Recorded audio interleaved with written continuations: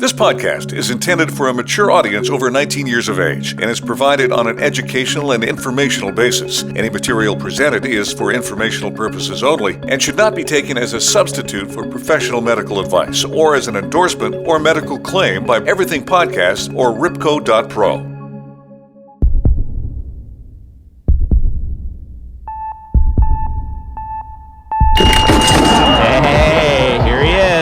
Rebagliati. Ross is looking good right now. He's not holding back. To go. He's fighting it right now for all it's worth. It's carve or starve for Ross right now. He's in first place.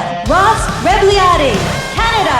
72 hours after Ross's gold medal run. Ross Rebagliati has tested positive for passive marijuana. Forced to forfeit his gold medal. Returned the medal and diploma awarded to the athlete Rebagliati. They'd put me in jail in Japan. I just wanted to take the control back again. Let's turn this mess into a success. I'd love if we could be part of normalizing cannabis use and to also stand up for the people who use cannabis. It's personal. I'm Ross Rebagliati, and this is the podcast. Welcome to the podcast with Ross Rebagliati, where we explore the world of cannabis through the eyes of one of the world's premier cannabis advocates. I've been at the forefront of cannabis awareness for over 25 years, since that fateful day in Nagano.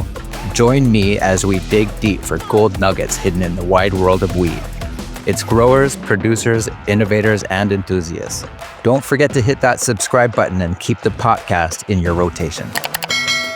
If you're a cannabis enthusiast, you know buying weed has changed drastically since legalization. When I started buying weed was around 1990, and it was weed. There was no strains. It was green. It smelled like weed. It looked like weed. And so you would just buy it. And I didn't know anything about it. I'd never seen a weed plant before. Gone are the days of meeting up in a secret location and trading a crisp $20 bill for whatever your dealer had to offer. No questions asked. Today you can walk into one of several stores on the block and trade your money for the cannabis product of your choice. The problem is, there's almost too much choice. If you don't know where to start, it's a little overwhelming. That's why this podcast is dedicated to the people on the front lines of cannabis retail, the ones there to guide you on your journey into legal cannabis and help you find the best weed for your needs. It's all about the almighty budtender. We'll talk to Cameron Cesar, a passionate bud tender based in London, Ontario, on why bud tending really comes down to asking the right questions. I'll clap my hands together and go, what can we get for you today? Depending on that information, I will follow up with, are you looking for indica, sativa?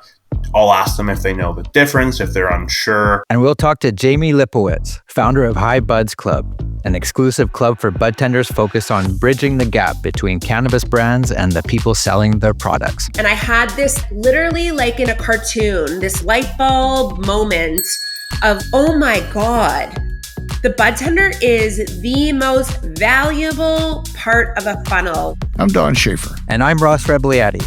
And this is the podcast. This episode was inspired by the Black Diamond Stick by Ross's Gold. Infuse your joint or pre-roll with extra THC without clogging or canoeing like other infused pre-rolls. Just insert the Black Diamond Stick in the middle of your joint or pre-roll, spark it, and you're good to go. Ask your favorite bud tender for the Black Diamond Stick by Ross's Gold. Or visit herbaldispatch.com. Oh, and don't forget your ID. And now for the pot news. When you shop for cannabis flower, you might ask your bud tender for a particular strain. Maybe it's Sour Diesel or Bubba Kush, for example. But did you know the word strain is not technically the correct term? The technical term for Sour Diesel, Bubba Kush, or whatever name is attached to the flower you love, is actually a cannabis cultivar, while a strain, it's a subtype of a biological species. Just like there are many different cultivars of tomatoes with their own unique shapes and flavors, there are just as many different cultivars of cannabis. That's not the only similarity between cannabis plants and other consumable plants like fruits and vegetables. Many contain hydrocarbon compounds called terpenes. Terpenes are responsible for strong odors and flavors.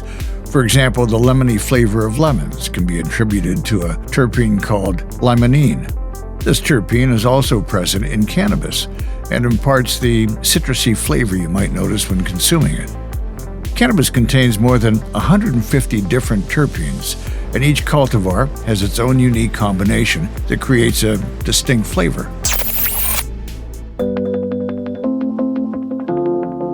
What exactly is a budtender? Merriam-Webster officially recognized the term in 2018, but its use goes way back to the 90s. It's a combination of two words, bud, referring to the psychoactive flower we all know and love, and bartender, and we don't have to explain that one. So a budtender is someone who serves you cannabis at the retail level. But not all budtenders are created equal. Good ones have deep product knowledge and passion for cannabis that really makes a difference in creating a great customer experience. My name is Cameron James Cesar, and I'm a budtender / key holder at High Cannabis in Mount Bridges. For Cameron, delivering great customer service comes down to asking the right questions, after seeing some ID, of course. We have a lot of customers that I would say are privy to cannabis and will use the right words, but if I haven't met them, they will come in and they wait behind the rope, and I'll go, and if I determine that they are under 30, I have to ask for their ID, and I will check it. And then, I'll typically ask questions along, what are you looking for today? And they might say a category specifically. They might say pre-rolls, they might say flower. I'll ask them if they're looking for infused products or non. A lot of the times, if the customer has a general idea, they'll give you all that information, and you just have to put the puzzle together, right? Nice. I try to be very, very nice. I like to joke around with them. I like to keep it serious, but not overtly serious, where it's this is a drug deal. You ask them a bunch of questions, and you gauge their familiarity with cannabis, and then go from there. If they're trying edibles, it's how much do you normally take? Do you cut them? But as they give you those preliminary questions, it starts to narrow your choices more and more. These kinds of questions really matter, especially when it comes to edibles, which often contain cannabinoids which have different effects than THC. One of the things that I like is this product made by Pearls. And I have no affiliation with Pearls at all whatsoever. This is just a personal preference, but I love their CBG pearls that they have. And I love the CBG, and I always love to hear what the budtender thinks of CBG also, because it seems to be one of those concentrates that you don't hear very much about. The minor cannabinoids are really fascinating to me. To preface, I believe in genuine cannabis and manufactured cannabis products. I think they fill niches in the market, but I think it's important that you're able to recognize them.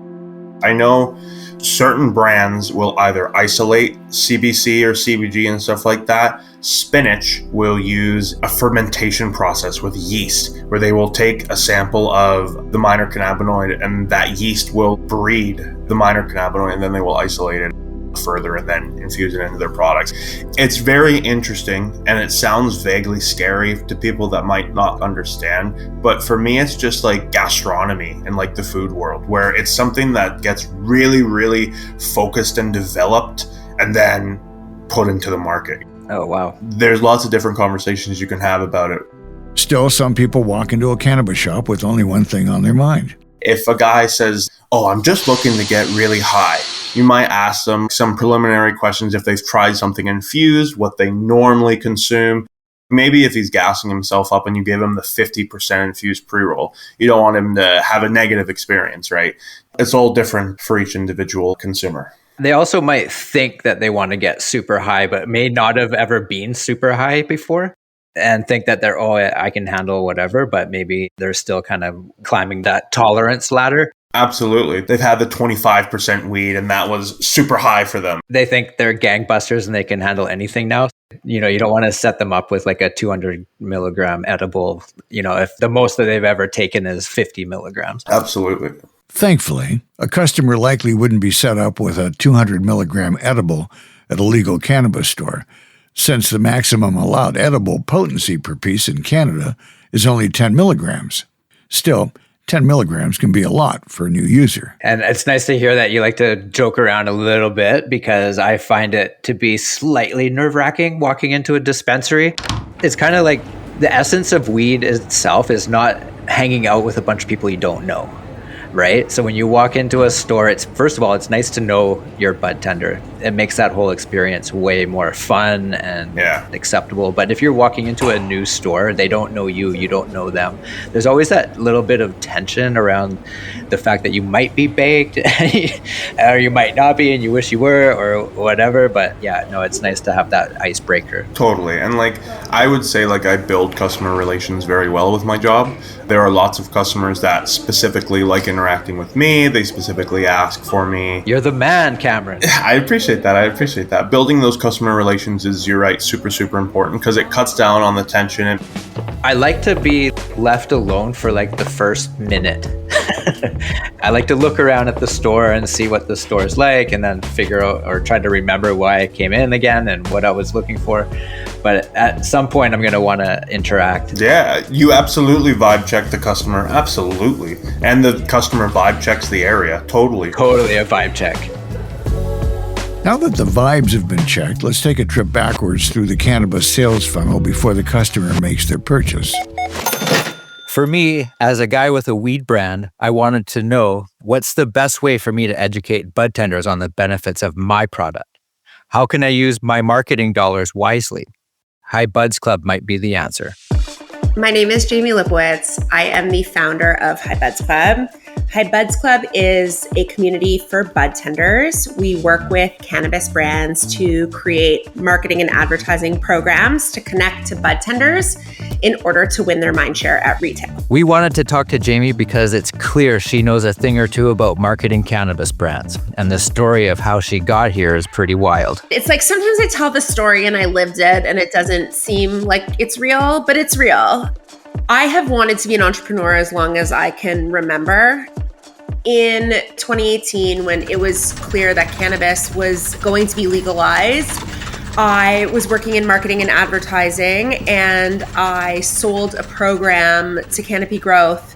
And through that program, I was with Canopy in Montreal in May of 2018 at a conference, and I met Snoop Dogg's manager and business partner. Clearly impressed by Jamie's experience and entrepreneurial spirit, Snoop's manager offered her a job at Mary Jane, Snoop's cannabis-focused digital media platform. I started at Mary Jane the week of legalization. I got access to a lot of rooms. I got access to Canopy Growth thinking, global thinking of where the business was going and what was going to be important. I got access to Snoop's lawyers and the best teams to be able to decipher the Cannabis Act and play within the regulations. And when you're on Snoop's team, I've learned in weed, everybody wants to talk to you and everybody answers your phone calls. I was in California, I was in LA with the Canopy team, and we were taking them on a market tour, showing them what was coming to Canada and what retail could potentially look like. And I was in Venice Beach and I went to buy a vape pen in a dispensary. I've been bullish on all-in-one since the beginning, so it was an all-in-one. For any listeners out there who don't know, an all-in-one is a combination vape cartridge and battery. And they're all the rage right now, mainly for the convenience of not having to buy two separate pieces. I like the packaging. And the budtender said to me when I picked it, I would actually recommend this one because the oil tastes better and the battery lasts longer. I never would have picked this, but I did because the budtender told me to. And I had this literally like in a cartoon, this light bulb moment of, oh my God, the budtender is the most valuable part of a funnel. And brands, the way I looked at it, brands were going to spend all of this money on the top of the funnel.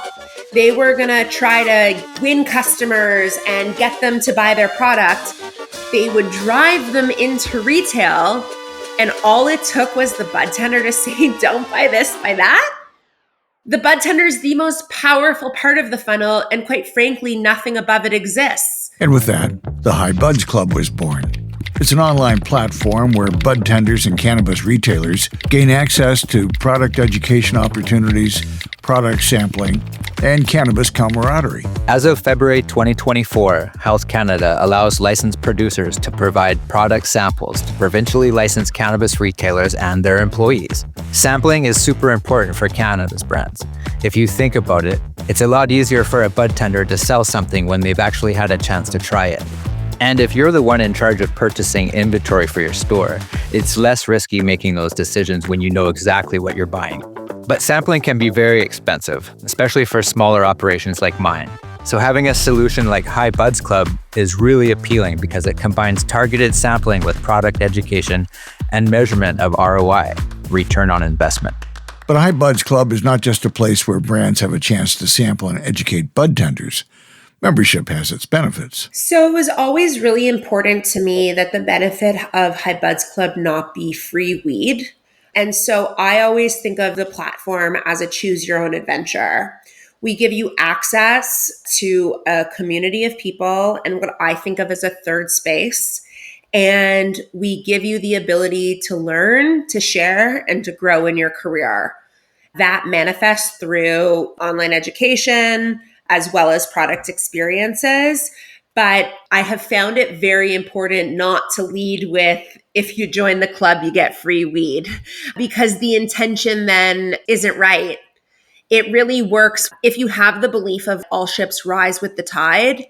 It's really about being able to grow the industry, have a voice, and share your experiences, because that's the only way we're all going to get better. The benefits of High Buds Club membership sound great for budtenders, but I had to know more about how a brand like mine could connect in a meaningful way with this community. So I asked Jamie to take us down the path from brand and product awareness down to a recommendation from the budtender. What a lot of people may not recognize is we have an owned platform that we call the HBC feed, where a lot of our programming lives and where the budtenders engage.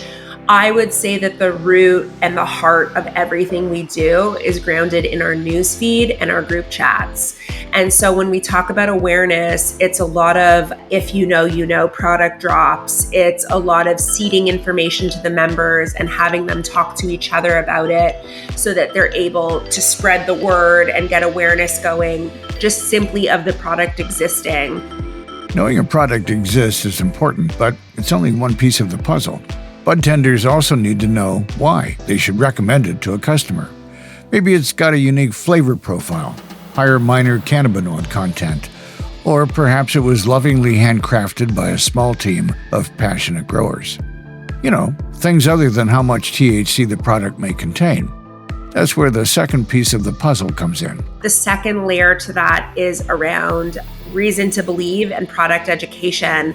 So that manifests through education modules, live education sessions. And again, I go back to the group chat because the group chat really is the thing that moves the information from budtender to budtender and gets the conversation going. And so they learn quite a bit from each other. Now that they've been educated on the why, it's time to experience the product for themselves.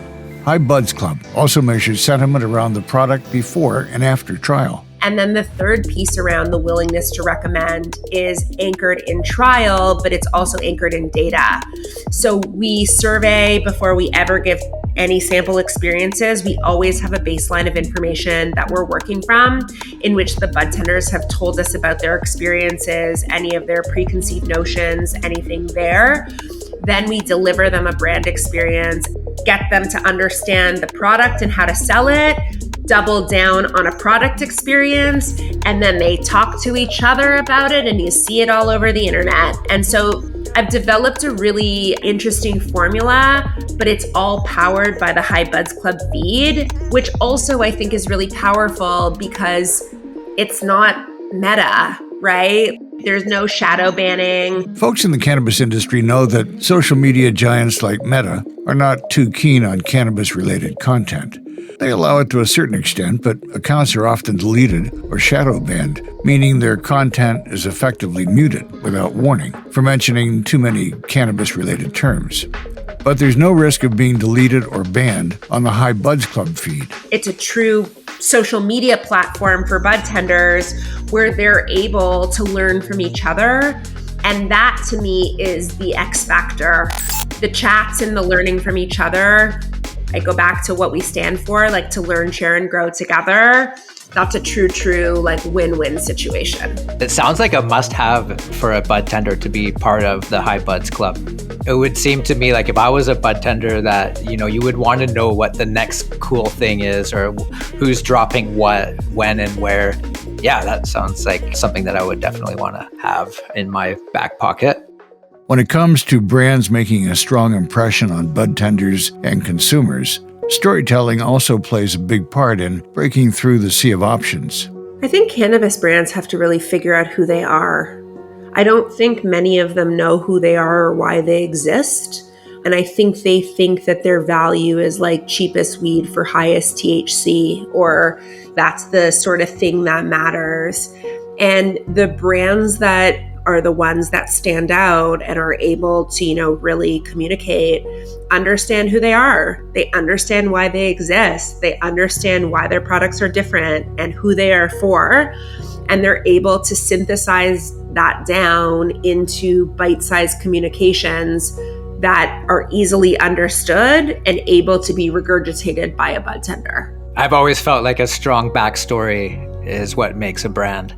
And some have more of a story than others too. Like some brands come from a growing background or a legacy background in growing. Other brands are simply literally brands that are just purchasing cannabis and putting their name on it from other producers and getting it out there. But they also still might have a great backstory, like Tommy's Choice, for example. Tommy Chong's got a great backstory and he doesn't have time to grow weed in a facility. You may remember we spoke with the legend himself, Tommy Chong, on a previous episode of the podcast. Cannabis is my direct connection to God. And when you have that open mind, be careful what you ask for. And that's why my next evolution is going to be mind-blowing, because it's not just mine. It's the big guys, and he's got a lot of pull. So he buys cannabis from craft producers, and I do the same thing. And it's evolving as well. I think the brands are going to be like the main players moving forward. Yeah, I mean, we saw it at legalization, right? I remember these big LPs saying they were going to be the Coca-Cola of weed. And then I think they lost the plot and forgot that branding is about storytelling. And if you're just putting weed in a bag and it has like some nice colors and a logo and like a dangler at retail, like that's not a brand. A brand is supposed to make you feel something. And so the best brands do. And so I'm seeing a lot of LPs I've heard complain over and over and over again. There's no opportunities in this industry for marketing. I can't buy a billboard. I can't do this. But there's so many avenues if you think about it creatively and outside the box. There are so many ways to be able to deliver brand messaging and make a budtender feel something that has nothing to do with giving away a free product. Remember our friend Cameron, the budtender we chatted with earlier in this episode? Being a High Buds Club member has certainly made him feel something. It's like having a bunch of people at your back. It's like having a bunch of people that are happy to support you no matter what, and it's such a friendly community. All you have to do is be nice. It's given me a lot of opportunity with this job. Here I am now because of High Buds Club. A lot of education as well, because High Buds Club will host product knowledge sessions with different brands when they send out their flights, and being able to not only have like a conversation with a brand representative, but also have a product shipped to your door to try, and then have that knowledge to then sell the product if you have it in your store. Invaluable. Thanks to Cameron Cesar and Jamie Lipowitz for joining us on this episode of the podcast. It's nice to know that there's people like you working hard to make the cannabis buying experience a little less intimidating for everyone. This episode was inspired by the Black Diamond Stick by Ross's Gold, the easy way to infuse your joint or pre-roll with extra THC. Ask your favorite budtender for it, or visit herbaldispatch.com. And don't forget your ID. Join us for the next episode of the podcast, where we'll be getting into more of my personal backstory, including my past life as an Olympian and my current life as a cannabis advocate and entrepreneur. Let's get to know each other. Hit that subscribe button so you don't miss it. The podcast with Ross Rebagliati is an Everything Podcast production. The opinions expressed in this podcast are not necessarily the views of the podcast team or our partners. The show is intended for a 19-plus audience. Thanks to our host, Ross Rebagliati, showrunner is Rathu Jagannath, our writer is Jessica Graychick, and our sound engineer is John Massacre. I'm Don Schaefer. Thanks for listening to Podcast, another Everything Podcast production. Visit everythingpodcast.com, a division of Pattison Media. Subscribe wherever you get your podcast.